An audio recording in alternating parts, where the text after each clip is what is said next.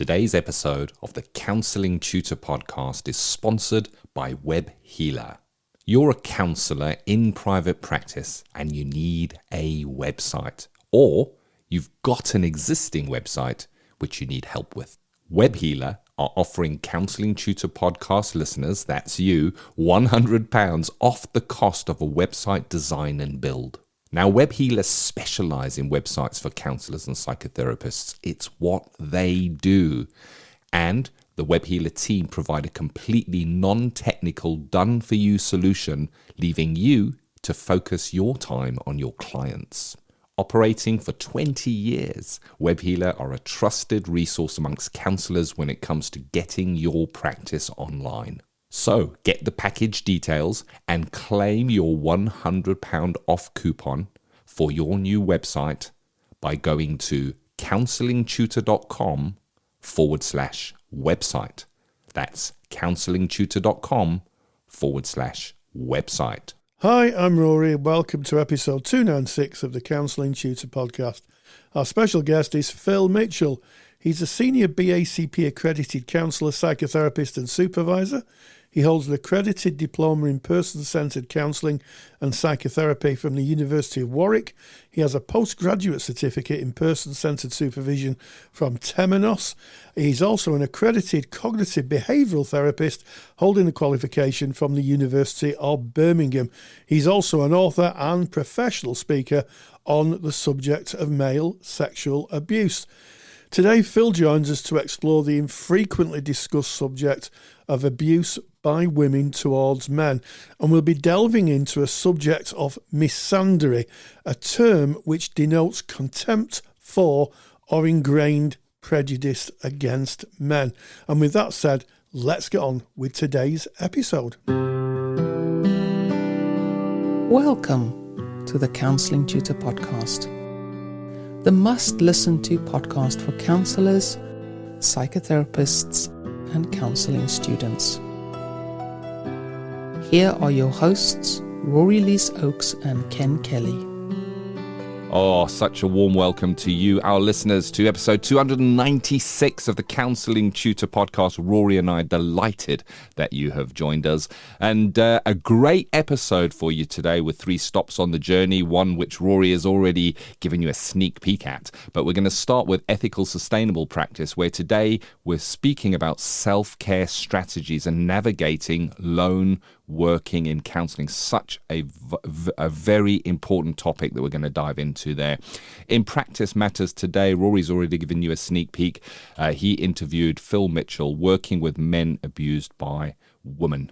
And then we're going on to our student services, where we recognise you, the students, on your formal journey to become counsellors, psychotherapists. And today we're going to be speaking about preparing for your counselling residential experiences. They can be incredibly powerful experiences, but there are some things to consider when going into your residential. But let's start off, Rory, with that self-care strategies and navigating lone working in counselling. And I'd just like to kind of kick this off by asking you, what do you mean by lone working, Rory?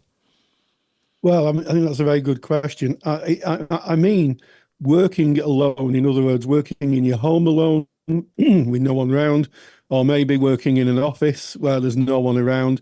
So effectively, if anything happened, there could be a considerable amount of time before anybody found you. And this could be quite a lot of things. You know, you may become unwell and unable to contact anybody on the phone or leave the building. And, in times, in situations like that where people, may become unwell or in the very unlikely event they're attacked by a client, in the very, very unlikely event, then time is of the essence. And the longer the time ticks by, the more of a chance that when the person's eventually found, they may very well be in some degree of difficulty. So having a self-care strategy and a lone working plan is really essential. Yeah, thank you, Rory. I think that really outlines what that is nicely. And I guess the other side of the coin is if you're working within an agency or within an organization, you're going to have a number of staff that are around. Maybe there's a receptionist. But when you are working on your own, maybe in private practice or working in a agency, but you're on a call out or seeing somebody in a business, in a building without anyone else, there is a vulnerability to the counsellor. Emotions can run high in counselling. They do run high in counselling.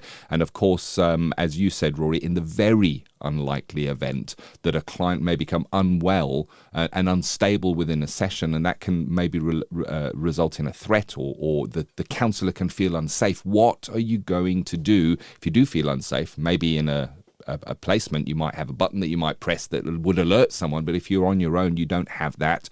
And then how can you let people know that you are safe and sound before and after that session? And Rory, you've taken some time to put together 5 essential tips for ensuring safety in counselling. We're going to work through these, and then we'll tell you where you can actually go and get this super duper handout, one of Rory's handcrafted handouts. They're always incredibly valuable. Handmade handouts. And they are all free. That's the best part of this. So we're going to start with the initial assessment, Rory, and I think that this is really, really important because it kind of gives us the idea of who this person is before we see them. And that could be a document that is referred through to us, or there's other ways. And you've suggested, if there is an opportunity, Rory, maybe to speak to them on the phone, if it is possible, or even better, evaluate this person who might be coming to see you for the first time via video. Yes. Yes. And I think these are 2 very useful ways of assessing a client. They're valuable ways anyway, because if you can do an initial meeting, we've talked about the 20-minute, half an hour free meeting. If you can do that over video, then you get a very good sense of who the client is. Or you could do it on the phone. Obviously, you haven't got the visual cues, but you can hear who the client is. And I think that can be very, very useful. It can be useful just in general practice, because it means that, if you don't have to go into your office that particular day, you can work from home, use the video feed, do the initial assessment, and then arrange to meet the client at your office if you're working, face to face. And before we go on, the reason I brought this is that I'm a member of a number of Facebook groups, including our own, which is Counselling Tutor. So if you want to join our Facebook group, go to Facebook, type in Counselling Tutor. If you're a regular listener, you'll know the score. Just knock on the door and we're going to let you in. And you'll see conversations which are really interesting and really focus on the kind of concerns that come up for private practitioners, people who are working for themselves. So this has come up quite often. And I do think that having some sort of safety plan's essential, which really brings us on to trusting your instincts. Your instincts sometimes always aren't the best barometer over facts, but I think initially it's very useful to be able to trust your instincts. And I think listening to your instincts during initial evaluations or consultations is crucial.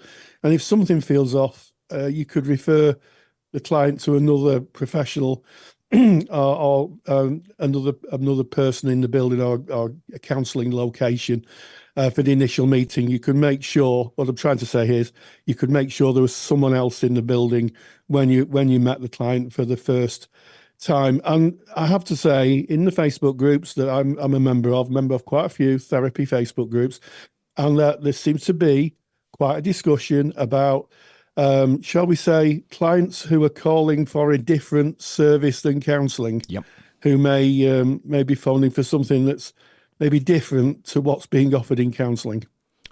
I've seen similar horror stories, and that is sadly a reality. And this is, I think, why we're having this discussion. We really need to consider your safety as a practitioner. It needs to come first. It's paramount in our practice. We need to be well and present and free of anxiety and fear to be able to be there for a client. So even if we have a seed of doubt in the background about this person, I think this is what you're speaking about here, trusting your instincts. Can you fully be there? Can you fully be connected with that client in that moment if you've got a bit of a doubt or a niggle?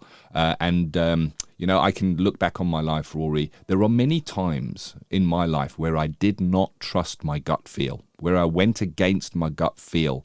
And many times that went terribly wrong.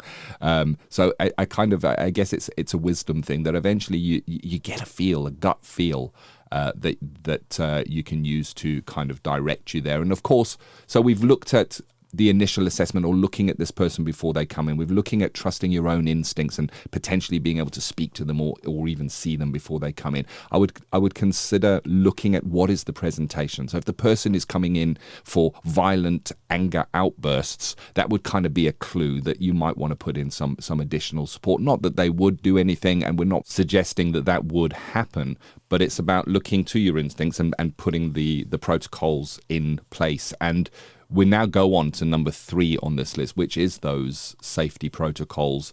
And Rory, can you kind of give us an outline of what safety protocols we can put in place? Absolutely, Ken. So one of the things is you can have a safety buddy, and that's someone who knows that you're going to be working alone that day, and you can send them a text after the session to say you're okay. And what I would say is, you send the text when you're sat either on the vehicle or on public transport on the way home, not when you're in the office as you go, not when you're alone. You send the text when you're around people, and that's critical, because if you send a text and say, right, my client's gone, you're still alone in the building. So make sure that when you send your text, you're either securely in your car. Obviously, you're not driving at this point. You're parked up. You don't have to point that out nowadays. But or if you're using public transport, or if you walk, if you're on the street, you could just send a text and say, "I'm clear now of my appointment," and your body and get your buddy to respond and say, "Okay, thank you." And that's something that I used for quite a time when I was a support worker. I used to go out and do a lot of lone working when I worked in both mental health, helping people who were coming from secure units into their own accommodation, and also when I worked for NACRO, when I worked with people who've been offenders, I was assisting them kind of reintegrating into society, and it was a very strict rule. And if you didn't text, then the protocol was someone called the police. And that happened on a number of occasions when people forgot to do it, and as a consequence, the police turned up. Not very happy, I have to say. But that is a really good idea. And also, you could start a group if you know a number of therapists and you know them and you trust them. You could have a small group and you could work together to offer check-in and check-out protocols. And it's a very, very effective. It's a very simple system. But it works. It really does. It really does work, and it gives you peace of mind. I think that's the key thing, to know that there's someone got your back. There's someone out there. So if something happens and you don't check in, you know that the cavalry's on the way. Definitely, I think it's a really important point there under safety protocols. It's that perhaps checking in with somebody else where you have that arrangement pre-made.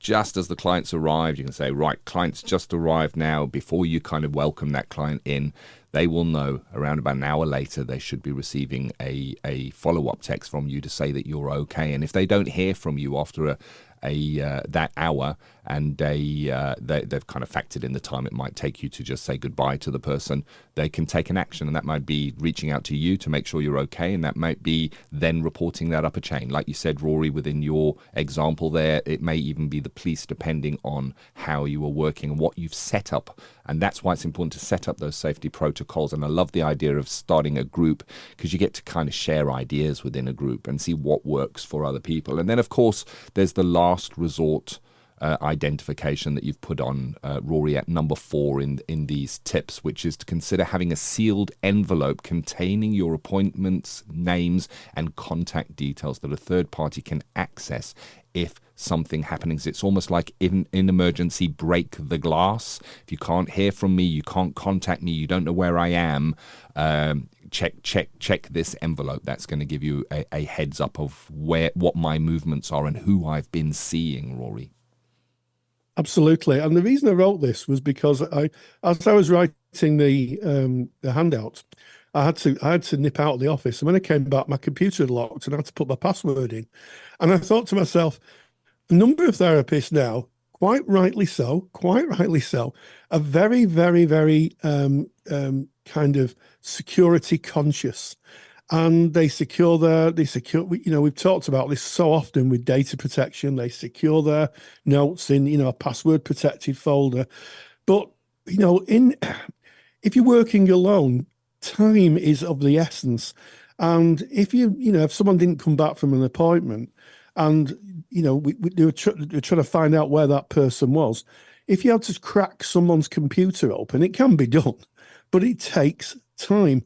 Having a last resort identification, in other words, just an envelope, a sealed envelope you can leave on your desk at home, just with your appointment schedule, name and addresses, you could just destroy it afterwards.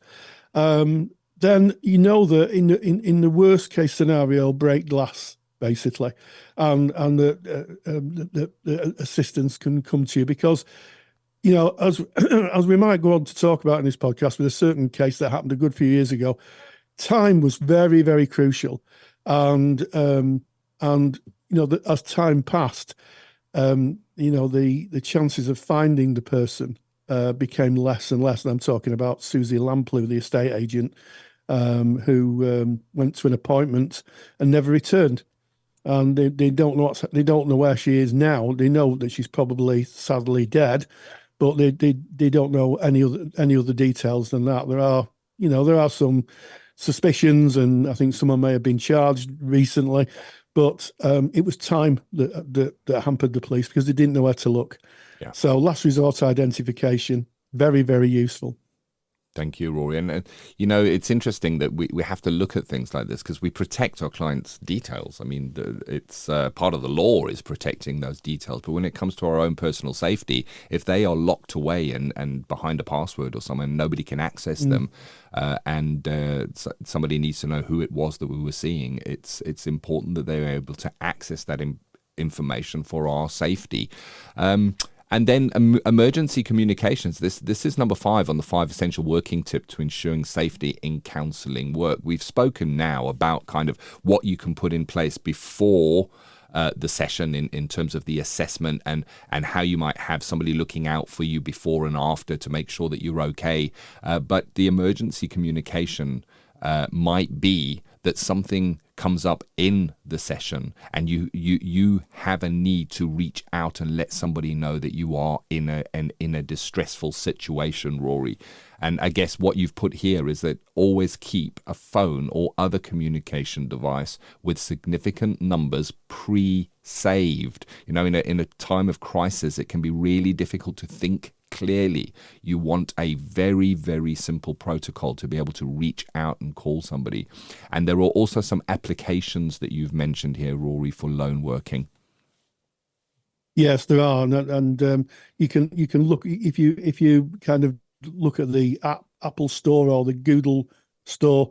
You can find lone working apps. I found quite a few of them, but I can't vouch for the quality of them or how well they work. But maybe do your own research. And the other thing that you need to think about is always charge your phone up. So every time your phone's at rest, plug it in and charge it up, because nobody wants to be in a situation where they pick the phone up and it's the battery's flat. Yeah. So always charge your phone up. And I'm also recommending, they're not connected with Counselling Tutor at all, the Susie Lamplugh Trust. I talked about Susie Lamplugh, who in the 80s was an estate agent.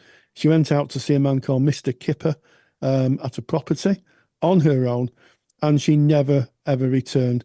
And when they looked in, I've done the Susie Lamplugh Trust training. I have to say it's really, really good. And one of the things that they talked about was the fact they had no details. They didn't know who this person was. There was no contact details. It was literally a name. It was almost certainly a made-up name. And nobody in her office knew where she'd gone. And that time was ticking away. And I think also from the training I did, it wasn't just about working as a therapist. It was about keeping an eye on your environment. I learned so much about keeping an eye on my environment, making sure that when I was going anywhere, I could make an assessment of how safe I was. And that's really, really important. Just kind of open my eyes to the kind of things I need to look out for. And at the bottom of this piece, I'd say that, but I would think that 99.9% of the people you meet as a therapist, they're going to be okay people who just want help. We don't want to see every client as a perpetrator. However, we do need to kind of do some due diligence just to make sure we're okay. And once we feel okay in ourselves, we're going to be there and better for our clients, I think, Ken. Yeah. The final lines on the handout: by implementing these strategies, you can create a safer working environment for yourself and your client, ensuring, and this is what you've just said, that the focus remains on providing that quality service in a safe setting where you don't have a seed of doubt, where you can fully be there and integrated with that client as we intend to be. And Rory, as you mentioned, we cover this topic as a consideration. As you said, the chances are really, really, really low. And one of the things you say, Rory, is that we always believe and hope for the best, but we have to plan for something that might go wrong, and at least have a think about it. And you're speaking, as we kind of back out of this topic, about being aware of your environment. It's things like, where are you sitting in the room? If something did happen, do you have access to a doorway that you can get out first? If something does start escalating within a session, are you able to have a pre-planned script of, oh, excuse me, I'm sorry to interrupt you, but I just need to visit the bathroom, that you can get out of the room to maybe reach out and make a call? Because of course it could escalate if you're making the call in the room with the person. And speaking of the apps, just going back onto those, and we of course don't recommend any, there are some covert alert apps as well, where you can say certain words and that your phone might pick that up. And I guess that just brings up things like, should you have a phone that's listening for words in a counselling session? And this is where it kind of becomes about you looking and finding out what is right for you and what is right for your practice. But there are covert alarms that would, you push a button on your phone a certain number of times and it will send a message out to somebody. So there it is. If you want to get the handout, it's free of charge, 5 essential tips for ensuring safety in counselling work. You can get that. Just go to counsellingtutor.com. That is our main website. Click on the podcast tab. Find your way to episode 296. There are all of the show notes of what we've spoken about today, and you can download this handout, and it does have a link within that as well to the website that Rory was mentioning and the training that he had undertaken. So you can click on that and go and check that out as well. And that brings us to the end of today's ethical, sustainable practice. And as we're back out of ethical, sustainable practice, right into practice matters, into our interview, into the CPD section of the Counselling Tutor Podcast. Rory, you reached out and you spoke with Phil Mitchell on working with men abused by women. Yes. Now, as I said in the introduction to this, I've worked with too many, if I can use that phrase, women who have been abused by men, and men who hate women. But I've also met men who have been on the receiving end of really hateful behaviour, dangerous behaviour, violent behaviour from women who hate men. It's something that's not really talked about. So I was really pleased to hook up with Phil Mitchell, who's a specialist in this field, and talk about men abused by women. And this is what he had to say. Practice Matters is proudly sponsored by the Counsellor CPD Library. To access top quality, relevant continuing professional development for your practice that you can do at a time that suits you, and all for less than the price of a cup of coffee, visit counsellingtutor.com. As practitioners, many of us have encountered female clients who have suffered abuse at the hands of men who harbour a deep-seated hatred for women or consider women to be inferior. Men who possess these attitudes are often labelled as misogynists, a term that signifies a hatred of women. However, the concept of misandry is not widely discussed. It refers to the hatred of men by women. Male clients who are victims of female abuse often remain invisible and lacking in support, which is why I'm pleased to have the opportunity to speak today with Phil Mitchell, an expert in working with male abuse and assisting men whom women have abused. Thank you for inviting me. It's a good opportunity to talk about an issue that is often ignored. Yes, as I said in intro, I think it's voices that sometimes not heard, and I think it's really good to hear unheard voices, and also a very real very real issue. Recently, I saw a YouTube video of that was a social experiment. So basically, it was someone filmed outside the park. A man simulated an attack on a woman, and huge amounts of people came to aid the woman, which is brilliant, and helped the person out. And then eventually it was declared as a social experiment. No harm done, just a social experiment. Interestingly enough, when they did the same experiment with a woman attacking a man, people were basically laughing at the man. They were laughing at the man. And it kind of proved a point, maybe not in a too scientific way, that we don't sometimes see male abuse. We don't actually maybe take it seriously or think it's a thing. So, Phil, your practice, I guess, specialises in working with those men who may have been victims of abuse by women. Yeah, absolutely. So, and again, not just by women, by other men as well in some cases, same-sex relationships or an abusive father. So, but yeah, no, absolutely. And the social experiment you mentioned, that I think is one of 5 similar social experiments that I've seen where they all show the same findings. The man is depicting being violent or abusive towards the woman. Plenty of people rush in and stop. And then the scenario is changed round and we see the woman depicted being violent towards the man, and people laugh, people joke, people ignore it. And again, I think, it's really interesting because we often hear that males are the privileged ones in societies. I would argue that actually women are protected, men are neglected. And I think that's something we see a lot. People don't like hearing that. And I think, yes, it's an important issue to talk about. So I've been working as a therapist about 19 and a half years in the voluntary sector, in private practice, as a volunteer, in lots of different ways. And, I specialise in working with boys and men that have been sexually abused as adults or as children. But actually through doing that work, I've, I suppose unintentionally, if you like, found that I've worked with other men who have been victims of sexual abuse, domestic abuse, both in some cases, men that have been sexually abused and also at the same time falsely accused of abuse by their perpetrator. And so false allegations come in.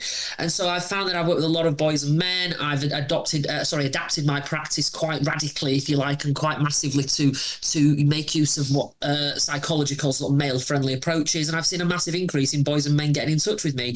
But one of the issues that can sometimes come up, not always, is the issue of misandry. And we talk a lot about misogyny, which the general definition is the hatred, contempt, and or dislike of girls and women because they're girls and women. And misandry is kind of the opposite. It's the hatred, contempt, and or dislike of boys and men because they're boys and men.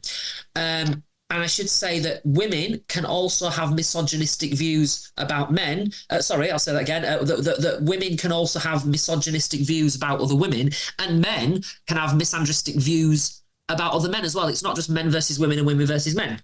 Of course, it can be. But I think what often happens is that when I and when others talk about sort of the issues affecting men and the harm facing men, the disadvantages facing men, the two responses that always happen is you get people diverting away from the harm experienced by men and they divert straight onto the harm perpetrated by men. Or they will go, women have got it worse. So they'll divert away from the harm and disadvantage experienced by men and go straight on to women have got it worse. It's always one of those two. And misandry, the hatred of boys and men, is often, not always, but is often a part of that abuse. I have worked with boys and men, spoken to men online, had people get in touch, and it's pretty clear that the abuse they suffered was to some degree motivated by misandry, where their partner, you're a man, you should be able to deal with this. A real man wouldn't do this, they would do that. A real man wouldn't need to wear a condom. Why do you want to do that? You can never hit me because I'll go to police, but you should be able to take a few light slaps from me because you're a man. And so when you've got explicit comments like that, it's pretty clear that to some degree misandry is a motivating factor. Now, what happens is you get people who I'm sure you might know who have said misandry doesn't exist. It is absolute 100% rubbish. What happens is people are looking at how they believe misogyny exists And then they compare how misandry exists to that, and they basically say or imply, well, because misandry doesn't exist in the same or similar way that misogyny does, that means it doesn't exist. That's utterly ridiculous. Two forms of hate and prejudice existing differently is not proof that one exists and one doesn't. It isn't. And often what you have is you've got people who will say, for example, men murdering women, that is misogyny. Now, context here, there will absolutely be times where men murdering women, their actions are motivated to some degree by misogyny, right? That's kind of us. But the implication that all the men that murder women, that is always misogyny, we don't know that. Because you need to prove that the attitude of hatred for women is there. We don't know that. If you have, for example, a bisexual man, and he beats up his male partner when he's with them, and then he gets angry and beats up his female partner, well, it's more about his issues around anger and how he expresses that and so on, and perhaps less about his hatred for any sort of demographic. But as I say, what you have is you've got people that will say, well, when men are killing women, that is misogyny, which, again, we don't know that is always the case, but they will say men killing women is misogyny, and if that is the case, that's the extreme end of misogyny, and they compare that to the mild end of misandry. So there's a real false equivalence there, and they go, well, it's just people going online saying kill all men. That's it's just hurt feelings and things like that. So they're comparing the mild end of misandry to the extreme end of what they believe, rightly or wrongly, is misogyny. So the whole thing is set up in this really disingenuous, irrational, illogical way. And so often, you can speak to people, and when you have the discussion with them, say, look, if I go online now and say, look, I hate men, I will go online and say, I hate men, I can't stand men, I hate them all. I have just clearly shown that misandry exists. It's as simple as that. Now, people will go, yes, but it's only hurt feelings, or misandry only, it makes you cry, it doesn't kill you, and all of that. There are a number of examples where women have killed men, perpetrated severe harm against them, and there is clear evidence that misandry is /was a motivating factor. But the problem is that when a man does anything negative towards a woman, whether it's a little bit critical to horrific abuse, the assumption is misogyny. And the key word there is assumption. It might be misogyny, it might not, but we assume it is because the aggressor is male and the target's female. But then we turn it round. And when a woman does anything critical, negative, or really abusive to a man, we never even consider that it might be motivated by misandry. So there's a real bias, a real imbalance in terms of how the picture is put across. But the blunt reality is it exists, it has a definition, and the definition is that it is an attitude. How that attitude influences behaviour and how that attitude can look, we can discuss and debate that forever and a day. But we can't say it doesn't exist, because it quite literally does exist. It has a definition and it's an attitude. And again, we just need to discuss how we evidence the attitude. Yes, and given what you've said, what are the challenges that men have accessing therapy? So, I've certainly in my practice, and I've practiced for nearly 20 years. I have to say that in all the time that I practiced, majority of the people who came to me were female. Majority of them, a significant majority, were had been victims of male on female crime. I'm not going to use the word misogyny, given the context that you've given, but male on female crime. But yeah. I have had 2 or 3 men who've come to me who've clearly been victims of female and male crime. And one of the things that struck me, it was so hard for those men to come forward. I can't speak about cases for reasons of confidentiality, but I think if I generally observed that things like sexual abuse, being stabbed or hit, being humiliated in public, and the person didn't. I know there are some people who like being humiliated in public, but this person didn't want to be humiliated in public. And in all the cases of the men I work with, it seemed a bit of a struggle to admit that that it had happened, and somehow, and I'm putting inverted commas in the air, they'd allowed it to happen because they were the stronger ones. Yeah, absolutely. So in answer to your question, what are the barriers? I mean, the barriers for boys and men engaged in therapy have been documented for years, haven't they? And I think, if you read a lot of the literature from the world of psychology, Perspectives in Male Psychology by John Barry and Louise Liddon, the Palgrave Handbook of Male Psychology and Mental Health by John Barry, Martin Seeger, and another psychologist, they reference a huge amount of academic research and science. And there's lots of reasons why boys and men don't engage in therapy, but one of there's lots. So, for example, the main one in my view is what we hear on average, and I emphasise this now. I'm not being absolute. I'm not saying all men and all women, but on average, what the research tells us is that on average, women want to come to therapy and express their emotions and talk about the feelings, whereas men want to come to therapy and, on average, take action and find a solution. And there is nothing wrong with that. But I think what we've done, and the colleges and universities to some degree have perhaps got something to answer for here, is we've pathologized that. Why don't these men just want to sit and talk? Why can't these men just sit and be? Why can't they just express their feelings? And all that. And I think for me, it's like, well, why should they? If they don't want to and they don't feel comfortable doing that, and there is a different way of engaging them that is legal, ethical, safe, and helps them engage in a more effective manner, and that contributes towards achieving a positive outcome, what is wrong with that? Why is that? What is wrong with that? And so again, we don't do it the other way around. So we would never dream of saying, well, women just need to stop talking about their emotions. They just need to come and find a solution to their problem. We would absolutely hear mass outrage. It'd be terrible. But when some of those same people say men just need to stop wanting to fix things and men just need to, they just need to say, oh, that's absolutely fine. Because we live in a society that the main, perhaps even the only demographic that it's okay to daily dehumanize and demonize and denigrate and treat like absolute scum is men.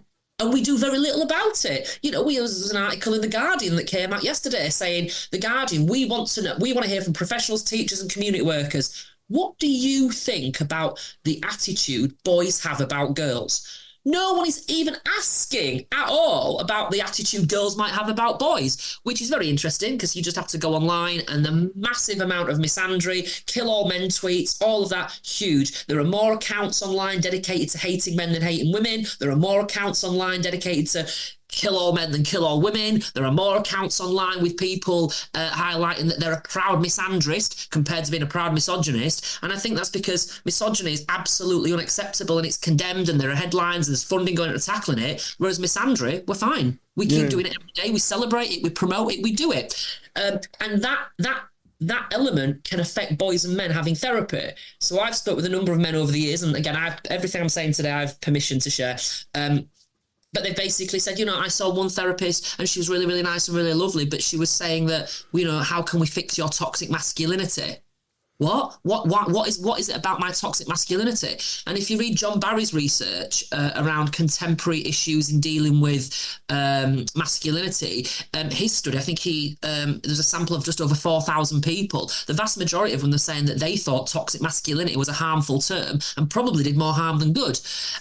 There's probably going to be more research coming out over the years as well that tells us this. But again, it's almost like it's that buzzword, we use it. But when boys and men are not stupid, and they will be able to get a sense from their therapist, implicitly or even perhaps explicitly, that this person does not like men. This person seems to have views that men are a problem. Masculinity is a problem that needs fixing. Well, how's that going to make me feel as a guy? I don't like that. Yeah. And maybe what I want someone who's going to understand the issues boys and men face, who isn't going to pathologize me, who isn't going to say, yes, boys and men are the problem, who isn't going to say your masculinity is bad, let's fix it, who isn't going to say you are privileged because you're a male and you're part of the patriarchy, how can we help that? But boys and men are going online, they read the newspapers, they watch the news, they're in classrooms, they see all of this anti-male thing everywhere. So they are now a little bit more cautious than they might have been when they want to engage with people who are meant to help them.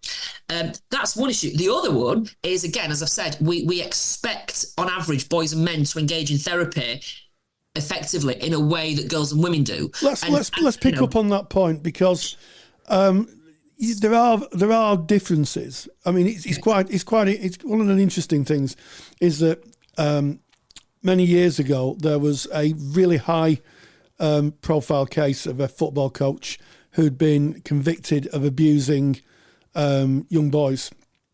Mm-hmm. And I said to my wife at the time, watch my phone ring off the hook now with men coming forward. And sure enough, and I think most therapists will experience this, when there's a high profile case of abuse, usually it prompts people to, phone up and make an appointment.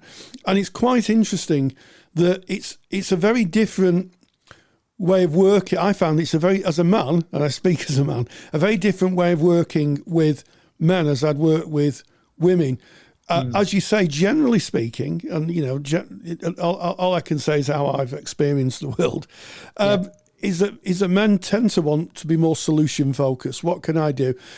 How does a therapist meet that difference and effectively work with it?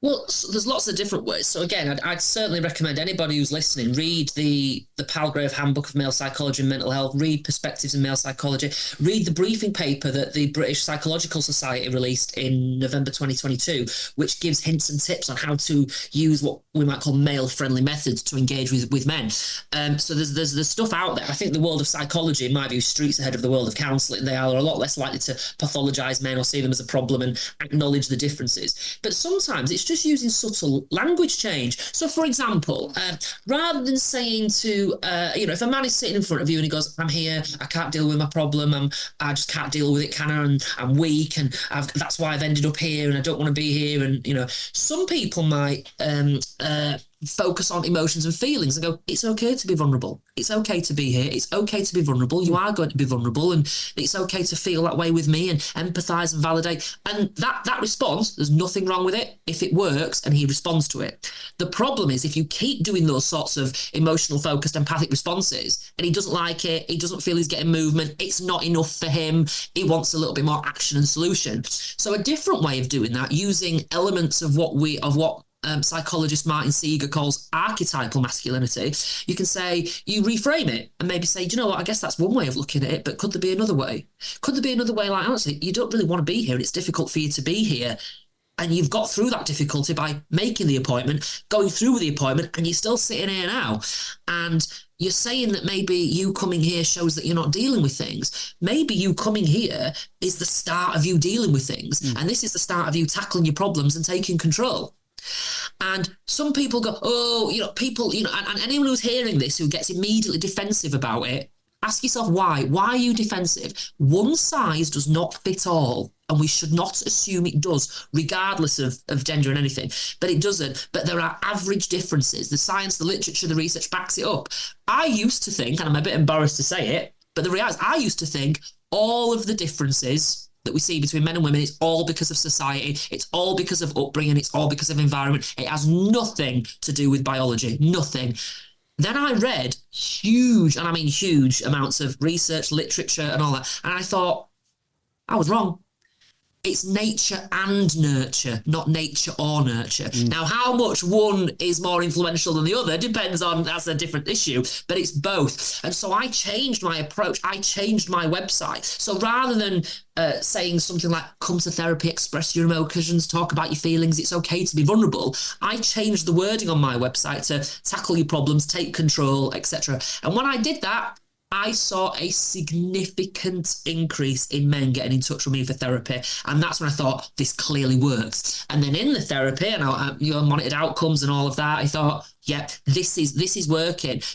I'm seeing more men. Men are engaging more. They're achieving a positive outcome more effectively. So this clearly works. Nothing illegal, nothing unethical. It was safe. They felt comfortable. So there are people that will say, well, masculinity doesn't really lend itself to vulnerability, does it? So isn't that a problem? Well, it's only a problem if you believe that encouraging that man to be vulnerable is the only option available to you, and it isn't. Now, the problems like femininity and masculinity, the problem is if it's too rigid. So if a guy is saying, for example, I should never cry. Well, hang on, never. What do you mean never? Maybe there are times where, it's not best to cry. You probably shouldn't cry. If you're a primary school teacher, you don't want to be stood in front of 30 kids crying your eyes out because someone in your family's died. It's not appropriate and so on. But later on, it might be. Do you feel the urge to cry? How can you do that? Do you not feel the urge to cry? Well, that's okay. So it's about the rigidity and the beliefs around that are the problems. The masculinity itself can actually be utilised to help boys and men deal with their problems. And I think if we start to acknowledge that more, I think we might see more boys and men come into therapy. Yes, and I think that also, there's another statistic about male suicide. It tends to be more prolific. We're seeing it more and more. The statistics I recently read would show that there's been a rise in male suicide, certainly in certain age groups. So, I think that helping men talk about what's going on for them, providing a space that meets men where they are, and I think I would broadly agree with you that environment, genetics loads the gun, and environment pulls the trigger. I think we're a mixture of biology and how that biology is played out in the environments we live.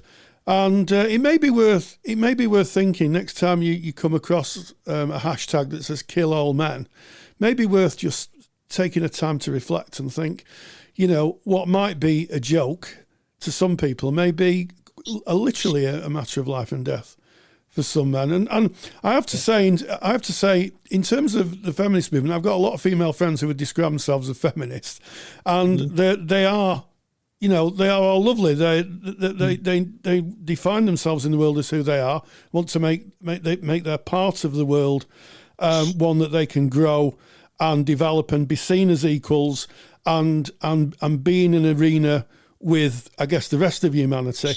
But it's not at the cost of men. It's a kind of a joint venture, if you like. Yeah.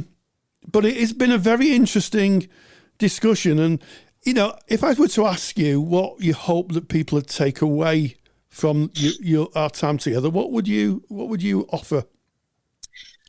Well, I think in very vague general terms, I'd when we're talking about this issue, I think a balance, like with any important issue, a balance of logic and emotion is what's needed to have the discussion, rather than very little logic and massive amounts of emotion. So a good balance of that is what I find is useful to have these discussions. I think as well, there's something like, don't compete for victimhood. That's the thing. The men that I've spoken to, they don't want, not all of them, but the vast majority of them, in my experience, they don't want to go, men have got it worse than women. Some do, I think, to be fair, but the majority don't. We just want acknowledgement. There are issues that uniquely and or disproportionately affect boys and men, and we don't want to be kept in the dark whilst we shine a massive spotlight only on issues affecting girls and women. So ultimately, it's about what can we do to get more balance? What can we do to, be fair? And ultimately, when you see headlines, things on the news, social media things, soap opera storylines, anything that's out there in the world that gives that message that it's okay to dehumanize men, maybe we should stop and just think, how might this message be seen by boys and men that are out there, and how might that possibly contribute towards some sort of adversity? The boys and men out there who are taking their own life, the boys and men who are most of the victims of homicide, the boys and men who are most of the victims of street attacks, stabbings, paternity fraud, false allegations, unreported sexual abuse, non-reciprocal domestic abuse. We can go on forever. Homelessness, drugs deaths. The basic index of gender equality says that in, I think, about 68% of countries, when you look at life satisfaction, happiness and education, males are more disadvantaged than females. But we don't talk about any of this because it goes against the narrative that we have to shine a light on men bad, women good. Men abusers, women abused, and it's just not as black and white as that. And so anyone who's listening to this, I'd like them to take away that just stop and think that reflect on any potential views and attitudes you might have. If you see something out there, think about your sons, your brothers, your male friends. Think about them. Do they hate this anti-male rhetoric that's out there, but maybe they're too nervous to say anything? So again, let's just challenge it, obviously appropriately, as best we can and as often as we can, because the more we challenge it, the more power we have to try and dismantle it. Yeah. So in summary, it's not a competition, and we should recognise both sides of the coin, and act appropriately. Phil Mitchell, thank you so much for joining us today. Massive thank you to Phil Mitchell. Thank you to you, Rory, again for bringing us the experts in the field and having the interesting discussion that inform us in our practice. Moving away now from practice matters and recognizing you, our students, as we run into student services. Student Services is sponsored by Counselling Skills Academy. Have you ever wondered if you're using counselling skills effectively? Confidentiality means we rarely see skills used by others, so it's no wonder that so many students say they lack confidence in their counselling skills. That's why I built Counselling Skills Academy. Counselling Skills Academy is an online course that you can do at your own pace. It will give you the skills competence and confidence to know that you're using your skills most effectively. You will see real counselling skills used by a counsellor in real life sessions, covering everything from how risk is assessed right through to working towards an appropriate ending. Visit counsellingskillsacademy.com to learn more and to claim your counselling tutor discount. That's counsellingskillsacademy.com. And today in Student Services, we're speaking about preparing for your counselling residential experience. It's interesting, Rory, I'm thinking back now, if you're on a formal counselling training, undoubtedly, specifically in the United Kingdom, you're going to be asked to go on a number of residentials over the years of your study. They are compulsory. They are there for your personal growth and development. And, this talk we're going to do now is about how you see it as more than just a date in the diary for something you need to rock up for. And I think anyone that's been to a residential and felt the power of it will understand what I'm talking about, Rory. Yeah, absolutely. And for those of you thinking, what a residential is, because I'm aware that not all training providers offer this, but a residential is where the students and the tutor go away, usually to some form of retreat, and spend the time focusing on personal development, and that's done with taught workshops where you taught theory, and then you go away and think about how the theory impacted on you. And I can remember the Monday after my first level 3 residential, sitting on a rock at a reservoir not far away from where I now live, looking into the sky and thinking, what happened? What happened? It rocked my life. It changed my life forever, absolutely forever. And I remember coming back and my wife saying, how did it go? And I went, where do you start? Where do you start? It was almost like someone had downloaded a new operating system in me. And I could see my way of being with a lot more clarity.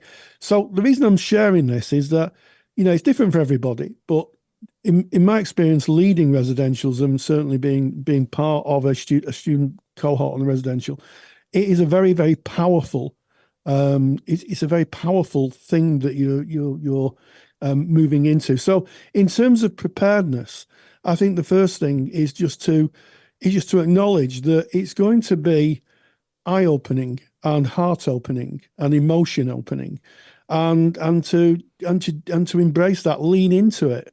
Prepare to lean into it, because that's where the real work's done. That's where the real work's done in personal development, where you lean in to that stuff that maybe you don't look at, maybe you just pop under the carpet or stick on the shelf. And when you're at a residential, you're faced with it. You're faced with yourself, and that can sometimes be the toughest person to be faced with. Yeah. And this is what we ask of our clients. This is why we go through this process. And as you've said so many times, Rory, that personal development is forged in fire. It doesn't come easy. You don't read a book and personally evolve. You can get ideas and theories, but it's the thinking and the self-processing that kind of applies that to self. And it's where knowledge becomes wisdom. Knowledge is knowing a bunch of facts. Wisdom is feeling it and knowing how it applies to you and your life and your life experiences. And I guess you're mentioning about the power, Rory, and that was your journey. And I can share my journey was equally as powerful.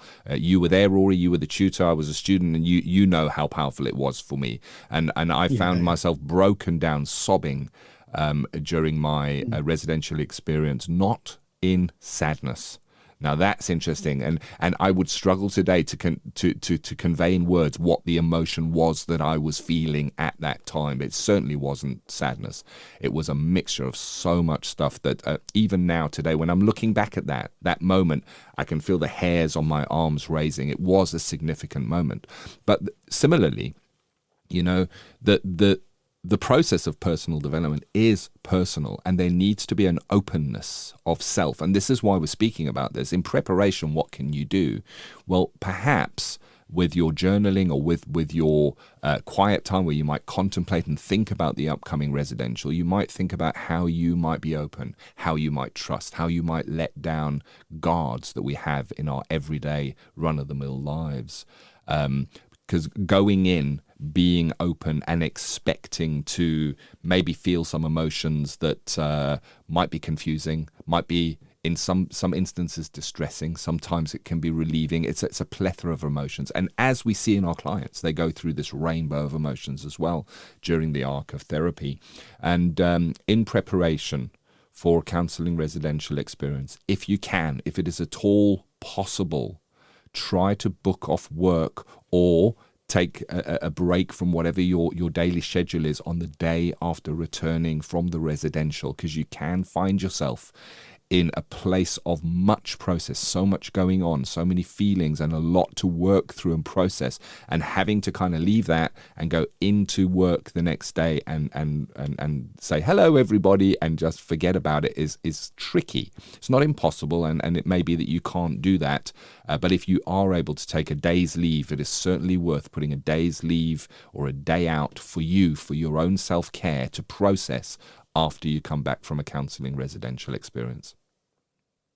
Yeah, absolutely. You don't want to be doing anything too taxing on the day you come back after the weekend. And for some, it can be an away weekend where you're away just with your peers and your tutors. Some do it actually over 2 days in a college setting, but it's sometimes called psychotherapy marathons. Sometimes they refer to it as some sort of training. But yeah, make sure you have some time off, and also just be thoughtful when you go back to the people who are near and dear to you. I know that for some it is such a kind of emotional movement within self that it's kind of very hard to explain what's gone on. You can't just say, my wife, bless her, was saying, did you have some nice meals? Did you meet some nice people? It's like, yeah, we did that. Yeah, it was okay. But it was just very impossible to explain actually what had happened to me. And just be thoughtful to those nearest and dearest, because they're not going through the same process you are. And also thinking about the changes that came back. I know that I don't want to make this sound too dramatic, but actually my level 3 and level 4 were quite dramatic. I know that a lot of people who came back from residentials ended up single people not long afterwards. They separated from their partners. They changed their jobs. I did. I changed my job not long afterwards, and made some really earth-shattering life changes. So it's that powerful. It can be that powerful, not for everybody, but for some. Yeah. And here we're speaking about counselling residentials during a study process. And of course, this can apply to retreats that you book for yourself. And I certainly do that now. And I got the seed of this from the counselling residentials. I now set my own personal goals for my own personal development, which I review quarterly. And I will go to 2, if I can, I will try and go to 2 retreats a year, where a silent retreat or a meditation retreat or somewhere where I can be alone and just look at self and reflect inwardly. Because we live in a world that is kind of taking our attention and outwardly, isn't it? We're forced to look outward all the time. And indeed, when we're working with our clients, we're kind of there with them. So it is a very special time. That protected time to really look into self and see who you really are. And a great way of processing that post a residential experience is to journal. Journaling is really, really helpful in working through that. And honestly, it was such a an experience for me, Rory, that even today I still look back on it and I still process it today. Those same emotions and thoughts and who I am comes up from that. So there it is. That is your student services preparing for your counselling residential experience. And of course, this has been the Counselling Tutor Podcast, and you've joined us for episode 296. Yes, we started with ethical, sustainable practice, and we talked about self-care strategies and navigating lone working in counselling. Just some observations to help those who work on their own to stay safe and to maybe become a little bit more aware of the difficulties that may arise when working and lone working. We moved into practice matters with a fascinating interview with Phil Mitchell, a specialist in working with men abused by women. And then finally in student services, Ken and myself shared our observations around residential experiences, the idea that you go away as a student with your peers and your tutors and look at self. And finally, before we move out of today's episode, I'd like to ask you a bit of a favour. If you've liked this episode, if you've liked the content, why not give us a 5-star review on the platform you're listening on? If that's iTunes, just write us a review. We'd love that. We love a good review. And also, if you found it helpful, why don't you share this on your social media platforms? Share it with your friends, share it with your peers, let them hear it, and maybe introduce someone to the Counselling Tutor Podcast. Every recommendation helps us connect with more people and I guess talk to them about the wonderful world of counselling and psychotherapy. And thank you so much for allowing us to be part of your journey. We really are grateful. And as always, stay grounded and stay safe. Take the stress out of your counselling studies and get the support of Rory and I by joining us in the Counselling Study Resource. See how Counselling Study Resource can help you. Visit counsellingtutor.com. That's counsellingtutor.com. Thank you for listening to the Counselling Tutor Podcast. Find the show notes for this episode by visiting counsellingtutor.com.